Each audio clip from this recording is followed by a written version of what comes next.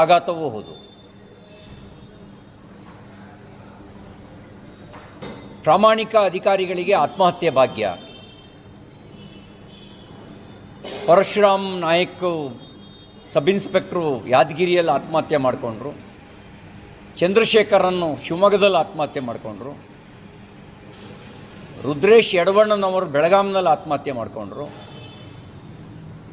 ಗುತ್ತಿಗೆದಾರರು ಸಚಿನ್ ಪಾಂಚಾಳ್ ಗುತ್ತಿಗೆದಾರ ಆತ್ಮಹತ್ಯೆ ಮಾಡಿಕೊಂಡು, ನಿನ್ನೆ 2 ದಿನದ ಹಿಂದೆ ಅಮೃತ್ ಶಿರಿಯೂರು ಅನ್ನುವಂಥ ಒಬ್ಬ KSDL ನೌಕರ ಆತ್ಮಹತ್ಯೆ ಮಾಡಿಕೊಂಡಿದ್ದಾನೆ.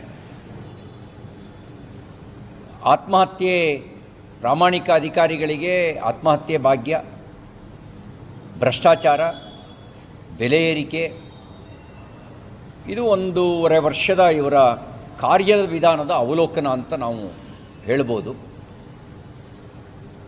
ಮುಖ್ಯಮಂತ್ರಿಗಳಾದಿಯಾಗಿ ಬಹುತೇಕ ಸಚಿವರುಗಳು ಒಂದಲ್ಲ ಒಂದು ರೀತಿಯಲ್ಲಿ ಹಗರಣಗಳಲ್ಲಿ ಸಿಲುಕಿಕೊಂಡಿರೋದು.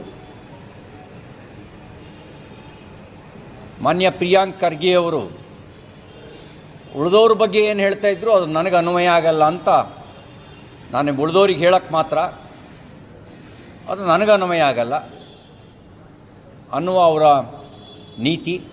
ನಾನು ಪ್ರಿಯಾಂಕ್ ಖರ್ಗೆ ಅವರಿಗೆ ವಿನಂತಿ ಮಾಡ್ತೇನೆ, ನೀವು ಈಶ್ವರಪ್ಪನವರ ಮೇಲೆ ಆಪಾದನೆ ಬಂದಾಗ ಏನು ಮಾತಾಡಿದ್ರಿ ಅಂತ ಒಮ್ಮೆ ನೆನಪು ಮಾಡ್ಕೊಳ್ಳಿ. ನೀವು ಹೇಳಿದ್ರಿ ಒಬ್ಬ ಸಾಯುವ ನಿರ್ಧಾರ ತೆಗೆದುಕೊಳ್ತಾನೆ ಅಂತ ಹೇಳಿದ್ರೆ ಎಷ್ಟು ಮನಸ್ಸನ್ನು ಕಟುವಾಗಿ ಮಾಡಿಕೊಂಡು ಸಾಯುವ ನಿರ್ಧಾರ ತೆಗೆದುಕೊಳ್ತಾನೆ. ಈ ಸಾವಿಗೆ ಹೊಣೆ ಈಶ್ವರಪ್ಪನವರೇ, ಅವ್ರನ್ನ ವಜಾ ಮಾಡಬೇಕು ಅಂತ ಹೇಳಿದ್ರಿ. ಸಚಿನ್ ಪಾಂಚಾಳ್ ಸಾವಿಗೂ ನೀವು ಹೊಣೆ ಆಗ್ಬೋದಲ್ಲ, ನೀವ್ಯಾಕೆ ಹೊಣೆ ಆಗಲ್ಲ?